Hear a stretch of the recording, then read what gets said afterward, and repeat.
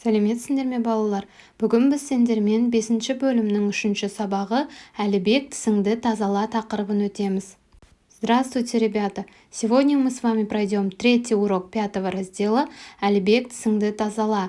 Әлібек, почисти зубы. Жаңа сөздер, новые слова. Прочитайте, напишите в словарь и обязательно выучите эти слова. Тара, расчесывай, бет, лицо, тазала, чисти. Ал енді жіктік жалғауын менімен бірге оқы. Теперь прочитай, обрати внимание на окончание. Мен шашымды тараймын. Сен шашыңды тарайсың. Ол шашын тарайды. Тісіңді тазала. Мәтінді тыңда, послушай текст. После прочитай вместе с переводом. Мен күнде ерте тұрамын. Бетімді, қолымды жуамын. Тісімді тазалаймын. Шашымды тараймын. Ботқа жеймін.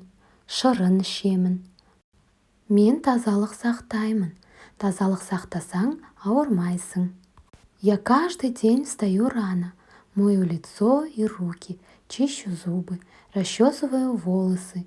Ем кашу. Пью сок. Я соблюдаю чистоту. Если будешь соблюдать чистоту, то не будешь болеть. Бірінші тапсырма. Суреттерге қара, сөйлемдерді толықтырып айт. Первое задание. Посмотри на картинку и дополни предложение.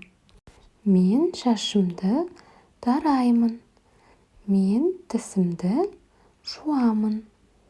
Екінші тапсырма. Суреттердің орнына қажетті сөздерді қойып оқы. В этом задании тоже надо ставить вместо картинок слова. Жалқаубектің беті кір. Әлібектің беті таза. Үшінші тапсырма. Сұрақтарға жауап бер. Третье задание. Ответь на вопросы. Жалқаубектің беті қандай? Какое лицо у Жалқаубека? Жалқаубектің беті кір. Кір грязное. Әлібектің беті қандай? Какое лицо у Әлібека? Әлібектің беті таза. Таза, чистое лицо. Келесі тапсырманы жазбаша орында. Выполни это задание письменно и отправь учителю. Жалқаубек тарамайды. Тарамайды не расчесывает.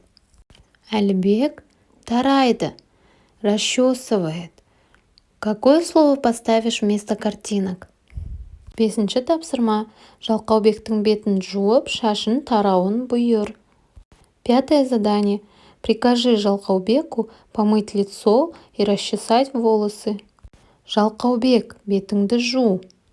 Жалқаубек, шашыңды тара. Есте сақта, запомни. Мен шашымды тараймын, тісімді тазалаймын. Тазалық сақтаймын. Осымен біздің сабағымыз аяқталды. Келесі сабақта кездескенше сау бол. Спасибо за внимание. До свидания.